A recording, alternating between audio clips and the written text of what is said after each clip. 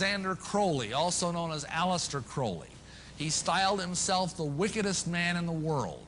He believed himself to be the great beast, and he changed his name to Aleister Crowley so it would add up in both English, Hebrew, and Greek Kabbalah as 666.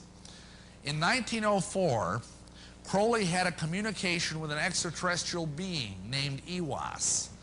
And this being, through his wife, kind of a channeling type operation, brought forth a book that was called the Book of the Law in 1904. And this book declared that the slain and risen God had stepped off the throne and that a new God, the crowned and conquering child, was taking his place. He was a brilliant genius. He could play 8 chess games blindfolded. He was an accomplished poet, mountaineer, painter, writer. He had so many Masonic degrees that you could fill up 5 pages of a book with them. This guy was probably the most highly honored Mason in the world. And he began doing rituals to bring forth this crowned and conquering child. And he began to start what he called the cult of the fascinating child. And in doing this, he uncovered, without knowing it, the royal secret of Masonry.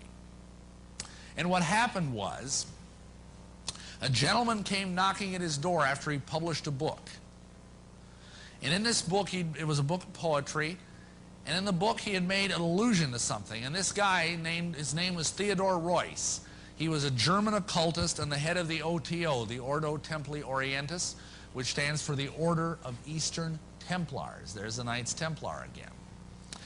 And this Theodore Royce told Crowley that he had given away the greatest secret in occult history. And Crowley said, "What do you mean? I don't even understand it." So the guy promptly initiated him on the spot to the 9th degree of the OTO and then explained the secret to him. And you're about to learn what this secret is. The secret is that as a Mason, you are promised immortality. Where do they get their promise of immortality? Simply, the secret that Crowley uncovered, probably through demonic intervention, is the secret that this immortality is conveyed through tantric sex magic. And the kind of sex magic that we're talking about here, unfortunately, is a sexual violation of a little child. Crowley taught that the way you could live forever was by vampirizing little children sexually. And this, I apologize that this is so horrible, but Masons are doing this. Not all Masons, please understand me. Probably 1 in 100 knows about this. But this is a significant enough problem that I feel compelled to share it with you. This is why the Masons believe that they will live forever. They think every time they defile a little child, they steal some of that child's youth. What happens then is they believe that they are accessing alternate universes, alternate realities where they can become as gods. Everything in magic, like everything in the occult, has its yin and yang. It's positive and it's negative, it's good and evil. There's always this dynamism. And so therefore, just like there is a tree of life, there is also a tree of evil. This is called the Qliphoth in Hebrew, which translated means harlots. Here is what is ultimately involved. There is a belief that through this sexual perversion, they can access these tunnels into alternate universes, alternate realities. And the goal of this kind of magic is to find your own universe and become the god over that universe. This buys into the modern day physics theory that there's many, many dimensions of reality. Maybe you've read about that. Alternate universes. It shows up in science fiction a lot. And then once you're the god of this universe, you can start sucking the energy out of it. And you can use that energy through this child to live forever and ever and ever. And there are men, I have met several that claim to be hundreds of years old. And this broad genre of magic is called, and here's a nice big word for you, Transuguthian magic. And all that means is it's magic that goes into trans-Plutonian space. space beyond the planet Pluto, which they believe is beyond the pale of the sun and therefore beyond the pale of the Judeo-Christian God. They believe there are gods out beyond Pluto that are far more powerful and far more dangerous and far more deadly than either God or the devil. And that's what these beings, these men, are trying to access. I mean, this is such a problem that we are actually, I now know of 5 national support groups that are helping people that are survivors of Masonic ritual abuse. You come from generations of ritualistic abuse? Yes, my family has an extensive family tree, and they keep track of who's been involved and who hasn't been involved. And it's gone back to like 1700. And so you were... Right. I was born into a family that believes in this. And does everyone else think it's a nice Jewish family? From the outside, you appear to be a nice Jewish girl? Definitely. And you all are worshiping the devil inside the home? Right. There's other Jewish families across the country. It's not just my own family. Really? Well, when you were brought up in this kind of evilness, did you just think it was normal?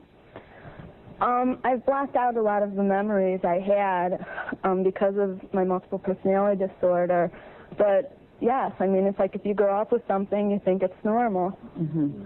I always thought So what kinds of things? You don't have to give us the gory details, but what kinds of things went on in the family? Well, there would be rituals in which babies would be sacrificed, and you would have to, you know... Whose babies? There were people who bred babies in our family. No one would know about it. A lot of people were overweight, so you couldn't tell if they were pregnant or not, or they would supposedly go away for a while and then come back. You witnessed the sacrifice? Right. When I was very young, I was forced to participate in that, in which I had to sacrifice an infant. And the purpose of sacrifice is to what? Is to bring you what? What are you sacrificing for? For power. Uh-huh. Power. And so, were you ever used? Were you ever used yourself? I was molested. I was raped several times. Mm-hmm. And what's your mother doing? She's... In all of this? What's her role in all of this? I'm not exactly what her role is. I haven't, recovered all of my memories, but her family was extremely involved. Mm-hmm. She brought me to it. Mm-hmm. Both of my parents brought me to it. And she's an upstanding citizen. Nobody would suspect her. Were you raised with a sense of right and wrong, Rachel? Yes. I mean, it's like I had both. I mean, to the outside world, everything we did was proper and right, and then there were the nights that things changed, that things just got turned around. What was wrong was right, and what was right was wrong. There's a book that I had just come across called Lilith's Cave, which is a book of Jewish mysticism and supernatural, and there's a lot in that book that relates to what I endured when I was a child. I have joining me today Dr. and Rabbi Marvin Antelman. Welcome to the show, Rabbi. Thank you very much for having me here. First of all, let me say this. There are a lot of conspiracy theories out there. I'm not interested in theories. I'm interested in facts. So the scholarship over the years that I've utilized are sources that are impeccable. A man by the name of Shabbatai Tzvi, who was born in 1626 and died in 1676, came along and said, I am the Messiah. And he had a tremendous following. When it was realized that his following was so great, there would be problems, the Sultan gave Shabbatai a choice. Either you die or convert to Islam. So he converted. Now, there were about 1 million followers prior to the conversion. When the conversion happened, then there was disillusionment among the Jews. But there were some diehard people who set up different cults of Shabbatai Tzvi. And the worst one of them was called the Domeh, which was a secret organization. And the Domeh was based in Turkey and in Salonika. And the Domeh gave rise to these terrible orgies that went on, which became part of the immorality theology of Shabbatai Tzvi, corrupted later on. He apostatized himself 10 years before his death. So when he died in 1676, he had these cults doing all kinds of evil. And the reason that these followers of Shabtai Tzvi were doing evil was because what? Here's the thing. The Talmud says that the Messiah would come when everybody's good or everybody's bad. There is such a saying in the Talmud.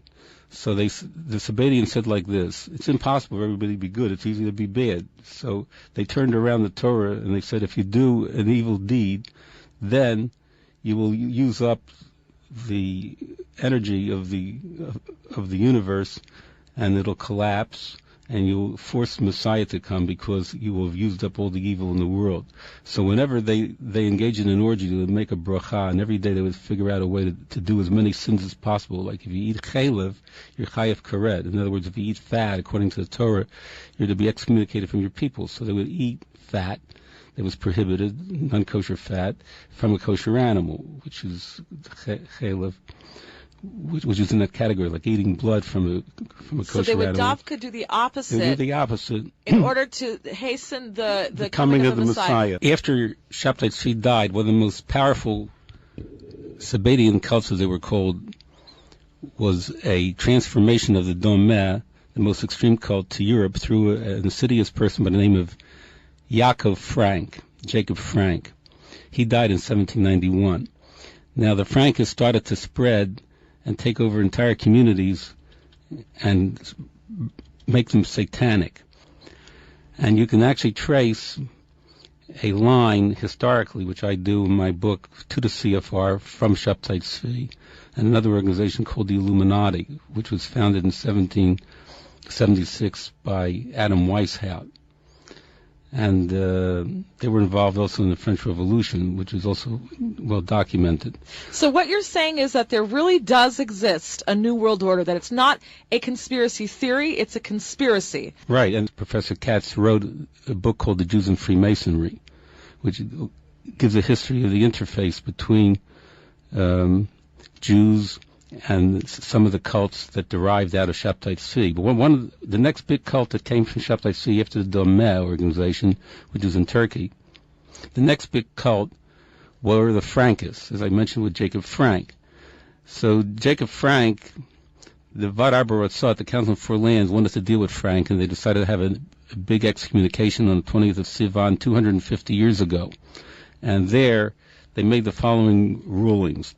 They said everybody that is a Frankist is to be excommunicated. From the Jewish people? From the Jewish people, bastards to the 10th generation, is what it said. And they prohibited people, because the Frankists were into Kabbalah, they prohibited the study of Kabbalah until you were 30 or 40 years old and you had a belly full, as they said, full of Talmud. Only then could you study the Kabbalah. Right.